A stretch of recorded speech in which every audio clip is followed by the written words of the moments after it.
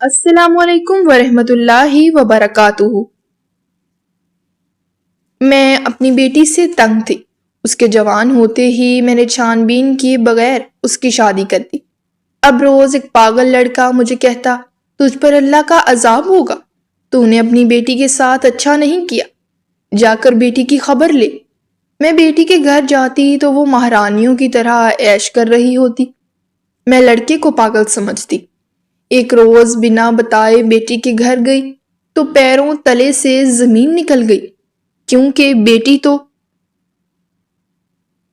میرا نام فرزانہ ہے۔ میری بیٹی پیدا ہوئی تو انتہائی بدصورت اور کالی تھی۔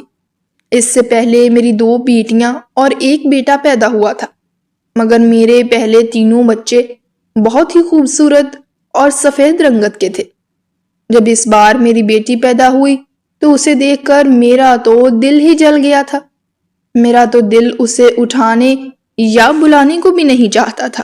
اس کی پرورش بھی میں نے ایک ملازمہ سے کروائی تھی۔ ایک دفعہ جب وہ بہت چھوٹی تھی تب سیڑھیوں سے گر پڑی۔ اس کی طرف کسی نے بھی توجہ نہ دی، بلکہ میری باقی اولاد ساری کی ساری اپنے کاموں میں مصروف رہی۔ وہ اکیلے ہی کافی دیر تک روتی رہی۔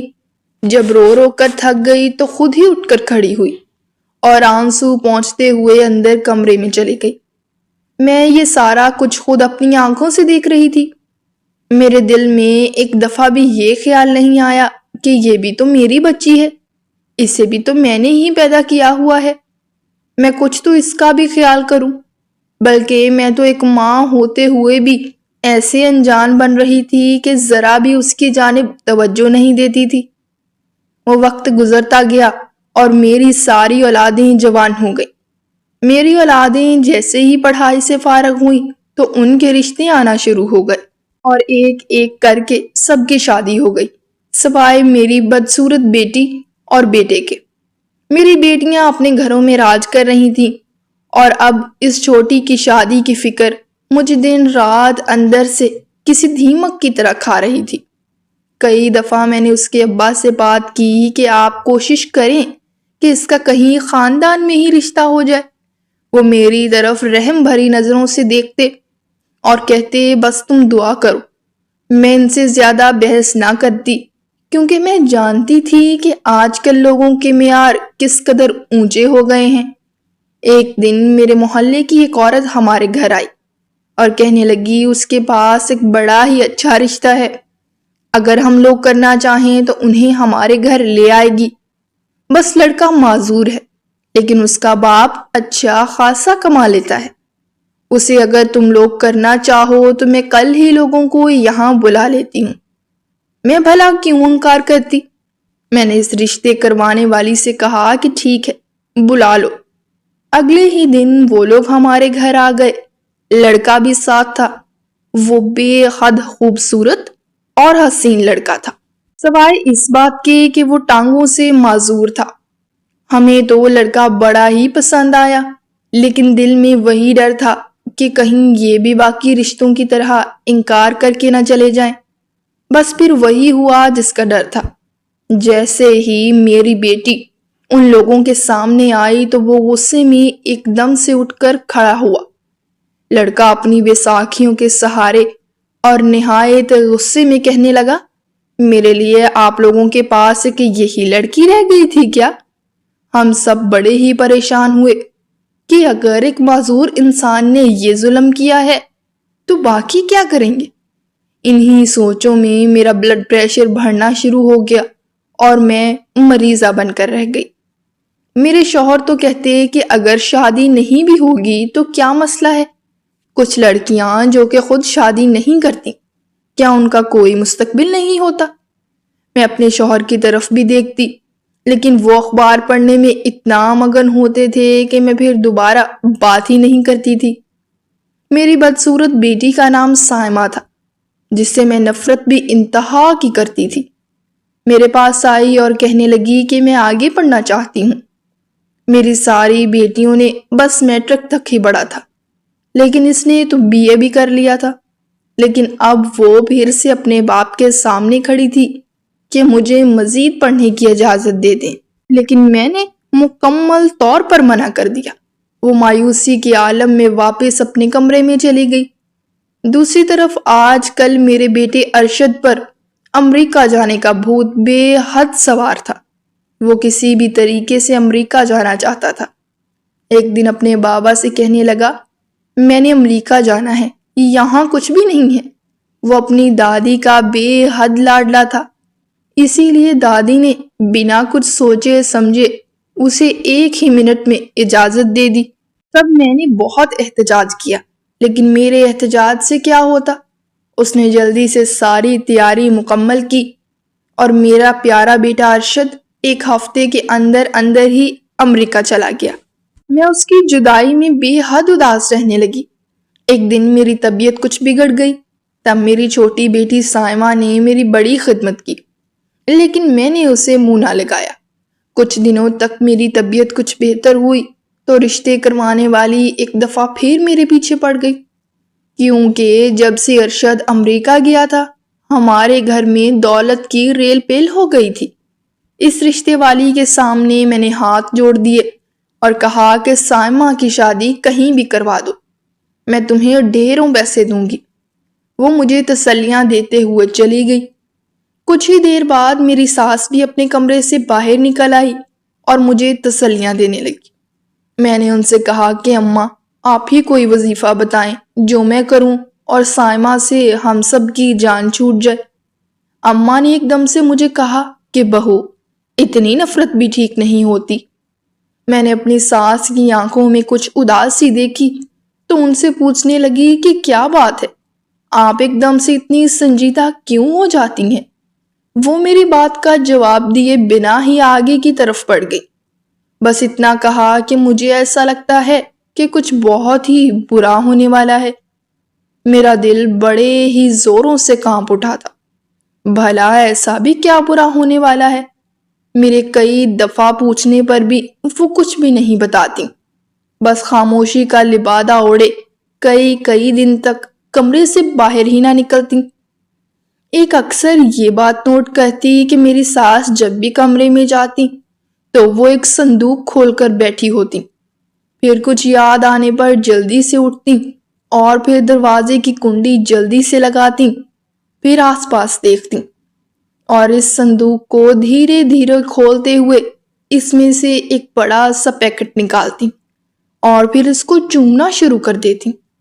میں نے بہت دفعہ دیکھنے کی کوشش بھی کی اور اپنے میاں سے بھی پوچھا، وہ بھی کوئی اور ہی بات شروع کر کے بیٹھ جاتے۔ میری 2 بڑی نندیں بھی تھیں جو کہ دوسرے شہروں میں رہتی تھیں، وہ بڑی دیر بعد چکر لگایا کرتی تھی۔ اس دفعہ جب میری ساس کی حالت سنبھل ہی نہیں رہی تھی تو میں نے اپنے شوہر سے کہہ کر اپنی نندوں کو یہاں اپنے پاس بلا لیا۔ جس رات وہ دونوں گھر آئیں میرے شوہر کی اچانک ہی طبیعت خراب ہوئی، وہ ایک دم سے ہمیں چھوڑ کر اس دنیا سے چلے گئے۔ یہ سب کچھ اس قدر اچانک ہوا کہ میں تو کافی دنوں تک اس صدمے سے باہر ہی نہیں نکل سکی۔ جب وہ آخری وقت پر تھے تو اماں سے کہنے لگے کہ اسے کہنا مجھے معاف کر دے، کیونکہ میں نے اسے آج تک سکھ دینے کی کوئی کوشش نہیں کی۔ مجھے ان کی اس بات کی کچھ سمجھ نہیں آئی تھی۔ میری دونوں نندیں ہر وقت اماں کے پاس ہی بیٹھی رہتی۔ جب میری ساس کی طبیعت خراب ہوتی تو میری دونوں نندیں اپنی اماں کو ایک ہی بات کہتی کہ آپ نے ایک دفعہ پھر سے ماضی کو گلے لگا لیا ہے، اسی لیے تو آپ کی طبیعت اتنی خراب ہو رہی ہے۔ اماں جی نے بیٹے کی موت کا بھی بے حد اثر لیا تھا، لیکن ان کا وہ صندوق ان کی زندگی کا بہت بڑا حاصل تھا۔ ماضی میں ایسا کیا ہوا تھا میں بہت سوچتی ہی رہتی، لیکن مجھے کوئی کچھ بھی نہیں بتاتا تھا۔ میری نندیں آئی ہوئی تھیں، میں چاہتی تھی کہ ان کی موجودگی میں ہی سائمہ کے فرض سے فارغ ہو جاؤں۔ جس رشتے والی سے میں نے یہ بات کی ہوئی تھی اس نے آج شام کو آنا تھا۔ جیسے ہی وہ گھر میں آئی تو کہنے لگی، باجی ایسا رشتہ لائی ہوں کہ آپ بھی دنگ رہ جائیں گی۔ میں نے کوئی توجہ ہی نہیں دی، سب کچھ میری بڑی نندوں نے ہی طے کیا۔ کہنے لگیں کہ وہ لوگ کل آئیں گے اور آپ کو پھر بتائیں گے، اور پھر میں نے کچھ اچھے کھانے بنا لیے۔ لڑکا اس قدر حسین اور دولت مند تھا کہ میں نے رشتے کروانے والی سے کہا کہ تم کس کا رشتہ لے آئی ہو؟ تو وہ کہنے لگی کہ باجی، نہ جانے یہ لوگ کیوں اتنے باضد تھے کہ ہمیں آج ہی اسی جگہ پر لے کر چلو۔ لڑکے کی ماں نہیں آئی کیونکہ وہ شرعی پردہ کرتی تھی۔ ایک لڑکا آیا اور اس کے ساتھ اس کی ایک پھوپھو آئی تھی۔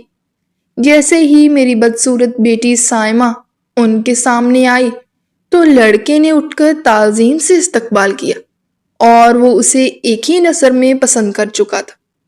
میں تو ایک دم سے حیران ہو رہی تھی۔ خیر، ہم لوگ بھی ان کے گھر گئے۔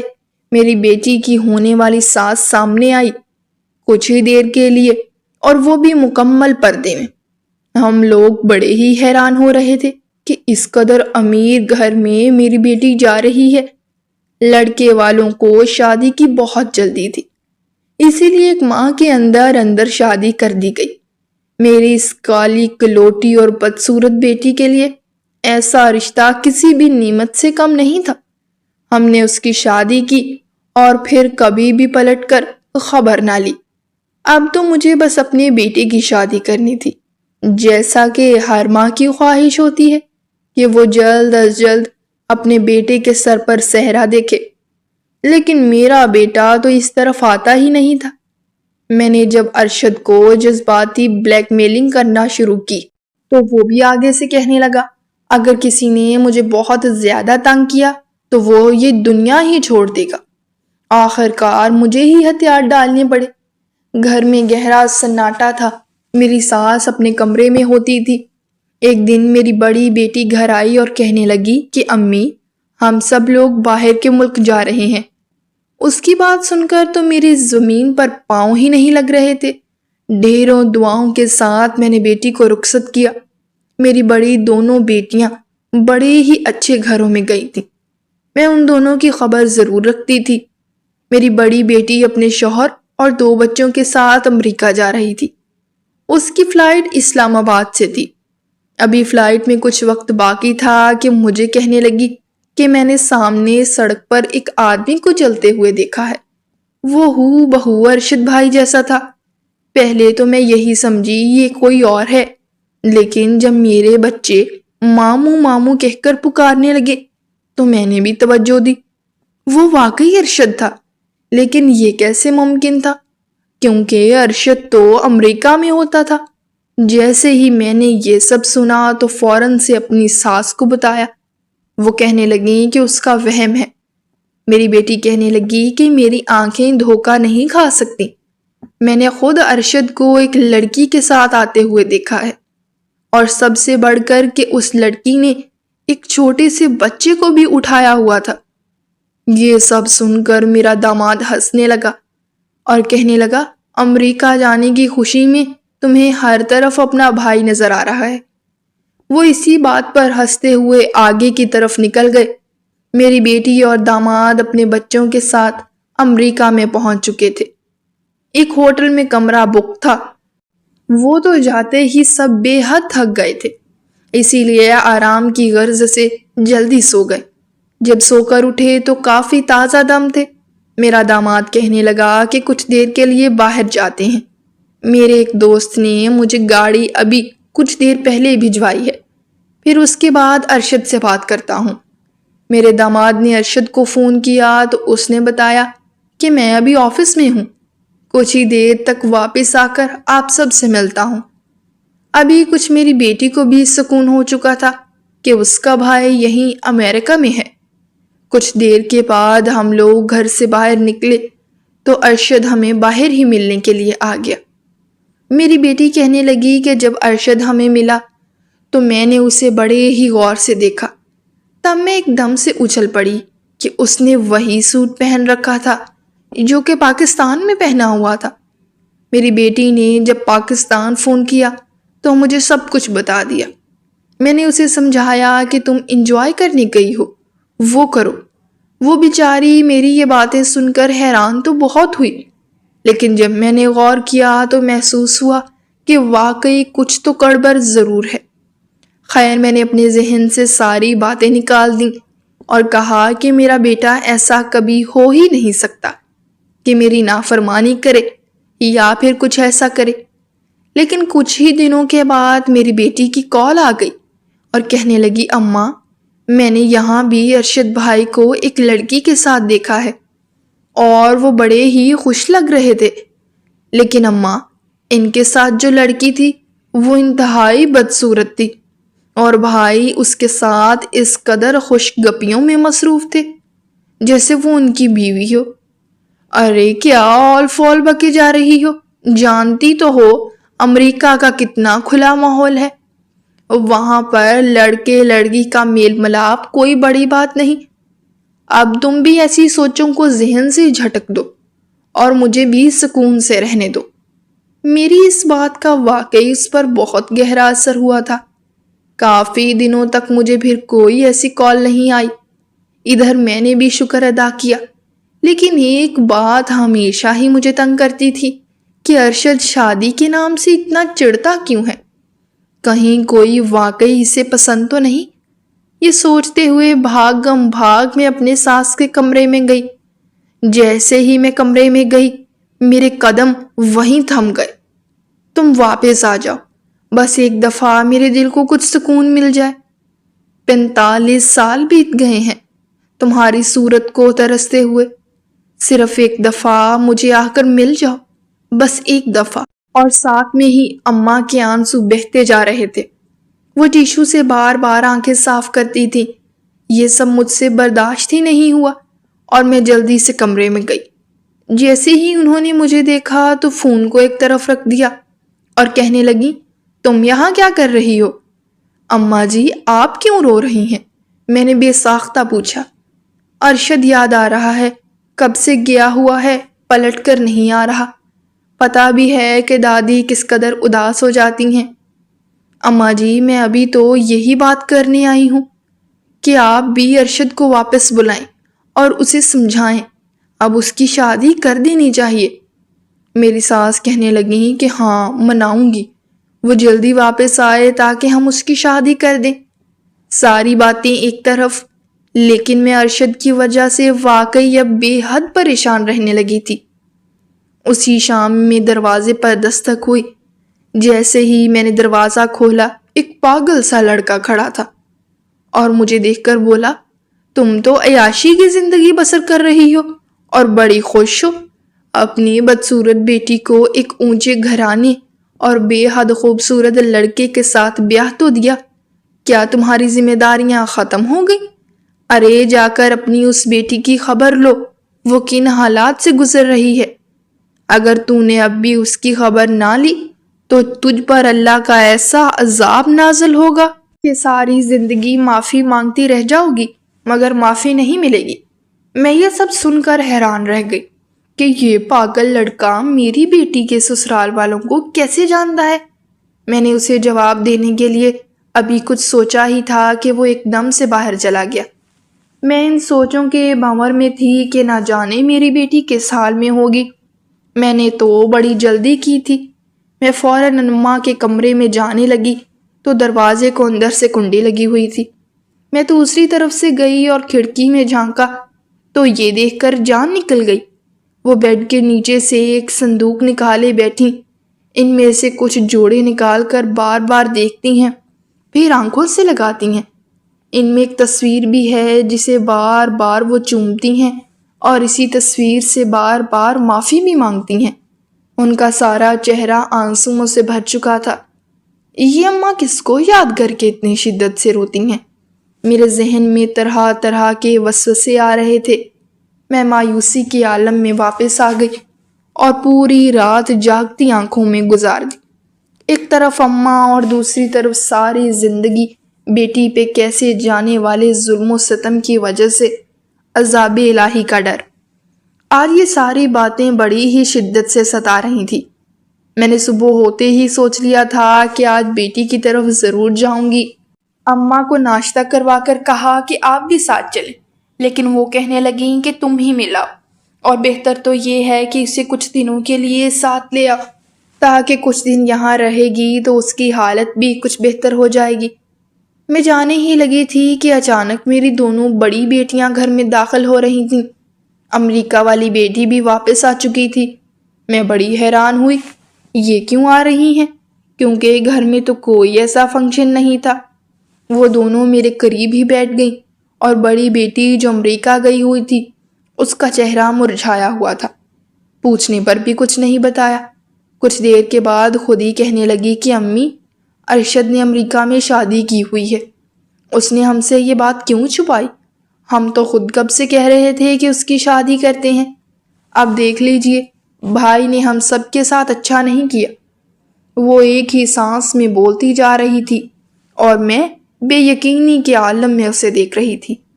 فاطمہ بیٹی، تم کیا چاہتی ہو؟ اپنے بھائی پر کیوں الزام تراشیوں سے باز نہیں آ رہی؟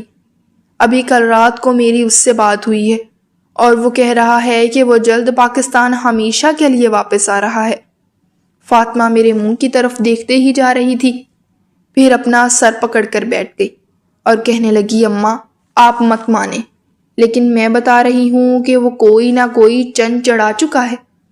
میں اپنی بیٹی کی بات پر توجہ نہ دے سکی اور کہا کہ فاطمہ، آج تو مجھے جھوٹی کی طرف جانا ہے، بہت ضروری کام ہے، تم سے واپس آ کر بات کرتی ہوں۔ پھر میں نے اپنی ساس کو ایک بار پھر اپنے ساتھ چلنے کو کہا تو وہ تیار ہو گئی۔ میری ساس اور میں گاڑی میں چھوٹی کی جانب روانہ ہو گئے۔ اماں ہمیشہ کی طرح آج بالکل بھی نہیں بول رہی تھی، بلکہ پورا راستہ ہی خاموش رہیں۔ تقریباً 1 گھنٹے کی مسافت پر ہم لوگ اس کے گھر کے بالکل سامنے تھے۔ اماں جی پہلی دفعہ پوتی کے سسرال میں آئی تھی۔ ایسی شان و شوکت والا بنگلہ ہمارے پورے خاندان میں کسی کا بھی نہیں تھا۔ ہم دونوں کو ملازم نے بتایا کہ گھر میں اس وقت صرف چھوٹی بیگم ہے، باقی لوگ کچھ دیر تک آئیں گے۔ میں نے کہا ہم انتظار کر لیتے ہیں۔ جیسے ہی ہم لوگ گھر کے اندر داخل ہوئے تو امنا اندر کی چمک دھمک میں ہی کھو گئی کہ ہماری اس بدصورت سی بیٹی کے لیے ایسے نصیب بھی ہو سکتے ہیں۔ ہم لوگ ایک روم میں بیٹھے ہوئے تھے کہ اچانک ہی اماں کی نظر دائیں طرف والی دیوار پر لگی ایک خاتون کی تصویر پر جا رکی۔ اسے دیکھتے ہی اماں کے چہرے کے رنگ بدلنے لگے۔ وہ کہنے لگیں، بہو جلدی سے گھر چلو، میری طبیعت بہت خراب ہو رہی ہے۔ اماں جی اب بیٹی سے تو مل لیں، لیکن اماں کی ایک ہی رٹ تھی کہ یہاں نہیں بیٹھ سکتی۔ ایک خاتون اندرونی کمرے سے باہر نکلی، لیکن وہ مکمل پردے میں تھی اور چہرہ بھی ڈھانپا ہوا تھا۔ پہلے ہمیں سلام کیا، پھر حال احوال پوچھنے کے بعد بہو کو آواز دی۔ جیسے ہی ایک آواز دی، میری بیٹی کسی رانی کی طرح کمرے میں داخل ہوئی۔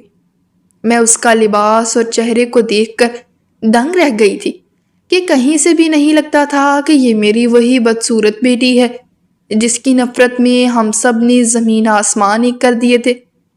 اماں جلد از جلد وہاں سے جانا چاہتی تھی، لیکن وہ نقاب پوش بی بی بولی کہ اماں جی اتنی جلدی بھی کیا ہے، آپ بیٹھیں، کچھ دیر تک باقی گھر والے بھی آ جائیں گے، ان سے مل کر ہی جائیے گا۔ میرا تو بالکل بھی دل نہیں کر رہا تھا کہ میں یہاں سے اٹھوں۔ اپنی بیٹی کو خوش و خرم دیکھتے ہوئے وہاں بہت ہی خدمت کی گئی تھی۔ ادھر ادھر کی باتیں ہوتی رہیں کہ نقاب پوش بی بی کہنے لگی، آپ کا بہت شکریہ کہ آپ نے ہمیں ہیرے جیسی بہو دی ہے، یہ اس قدر اچھی ہے کہ میں سجدہ شکر میں پڑی رہتی ہوں۔ میں شرم سے پانی پانی ہو رہی تھی کہ کیا میں سچ میں سائمہ کی ماں ہوں جس نے کبھی اسے گلے سے لگایا ہی نہیں۔ ہم لوگ بیٹھے باتیں کر رہے تھے کہ دروازے میں سے ایک اور لڑکی داخل ہوئی۔ لڑکی کی گود میں ایک بچہ بھی تھا جو کہ اس قدر کالا اور بدصورت تھا، لیکن اس کو دیکھتے ہی وہ نقاب پوش عورت اٹھی اور اسے گود میں لیتے ہوئے صدقے واری جاتی رہی۔ میں نے تو منہ ہی دوسری طرف کر لیا کہ بھلا ایسے بچے کو کون پیار کرتا ہے۔ وہ نقاب پوش عورت میری طرف ہی دیکھ رہی تھی، ایک دم سے اٹھی اور اس بچے کو میری گود میں ڈال دیا۔ میں یوں اچھلی جیسے کوئی سانپ میری گود میں گر گیا ہو۔ ارے بہن کیا ہوا؟ اپنے خون سے کون بیزار ہوتا ہے؟ میرے پیروں تلے سے زمین نکل گئی کہ میری بیٹی 3 ماہ میں کیسے ماں بن سکتی ہے۔ اللہ مجھے بھی انشاءاللہ دادی بنائے گا، لیکن فی الحال تو آپ دادی بن چکی ہیں۔ یہ آپ کیا کہہ رہی ہیں؟ مجھے ایک دم سے غصہ آنے لگا۔ امی جان یہ آپ کا ہی خون ہے، مطلب کہ آپ کا پوتا۔ میں نے پیچھے مڑ کر دیکھا تو ارشد کھڑا تھا۔ میرے پیروں تلے سے زمین نکل گئی۔ میں آگے بڑھی تاکہ اس سے پوچھوں کہ تم نے یہی منہ کالا کرنا تھا۔ جیسے ہی میں آگے بڑھی، اس نقاب پوش عورت نے اپنا پردہ اٹھا دیا۔ میری ساس اسے دیکھ کر ایک دم سے سکتے میں آ گئی۔ میری تو سمجھ میں ہی کچھ نہیں آ رہا تھا کہ یہ سب کچھ کیا ہے۔ اماں جی، یہ سب کیا ہو رہا ہے؟ مجھے بھی تو کچھ بتائیں۔ اسی اثناء میں میری چھوٹی بیٹی سائمہ آگے بڑھی۔ امی، میں تو چھوٹی پھپھو کی ہی بہو بنی ہوں۔ میری ساس یہ سب سن کر صوفے پہ ہی گر گئی۔ وہ کچھ بھی بولنے کے قابل ہی نہیں رہی تھی۔ ایک دم سے یہ سب سنتے ہی وہ ماضی کے کھلے دریچوں میں چلی گئی۔ میری ساس بتانے لگیں کہ کئی سال پہلے جب فاخرہ پیدا ہوئی، میری پوری اولادوں میں سے یہ سب سے زیادہ بدصورت تھی۔ انتہائی کالی کلوٹی، ایسی بدصورت لڑکی مجھے کسی بھی صورت میں قبول نہیں تھی۔ ہمارے ڈرائیور کی کوئی اولاد نہیں تھی۔ اس نے جب دیکھا کہ ہم اپنی اس بیٹی کے ساتھ برا سلوک کرتے ہیں، اس نے مجھ سے فاخرہ کو مانگ لیا اور اپنی بیٹی بنا لیا۔ بس پھر ہمارا اس ڈرائیور سے کبھی رابطہ نہیں ہوا۔ اب ساس چپ ہوئی تو میرا بیٹا ارشد بول پڑا۔ کہنے لگا، پھر میں نے رابطہ کیا اپنی اس پھپھو سے، اور وہ ایسے کہ میری اس پھپھو کی بیٹی، جو بالکل اپنی ماں کی ہم شکل اور بدصورت تھی، وہ یونیورسٹی میں میرے ساتھ پڑھتی تھی اور ہم ایک دوسرے کو پسند کر کے شادی کر چکے تھے۔ وہ مجھے بے حد اچھی لگتی تھی، کیونکہ دل تو کسی پر بھی آ سکتا ہے۔ بس میرا بھی دل آ گیا۔ پھر میں نے دادی کا بے حد لاڈلا ہونے کا فائدہ اٹھایا۔ ان کے کمرے میں موجود تمام اشیاء سے میں باخبر تھا۔ ایک دن میں نے صندوق میں تمام تصویریں اور کپڑے دیکھ لیے تھے، لیکن ہمارے گھر میں تو خوبصورتی کو ہی ترجیح دی جاتی تھی۔ اسی لیے مجھے علم تھا دنیا ادھر سے ادھر ہو جائے گی، آپ لوگ کبھی بھی میری بات نہیں مانیں گے۔ اسی لیے میں نے اس لڑکی سے شادی کر لی، چھپ کر نہیں بلکہ اپنی پھپھو کی مرضی سے۔ آپ لوگوں نے ان پر اس قدر ظلم کیا تھا۔ اتنے برس قبل دادی خوبصورتی کا معیار آپ نے محض گورے رنگ کو ہی بنا لیا تھا۔ آپ نے کبھی پھپھو کا حال تک نہیں جانا۔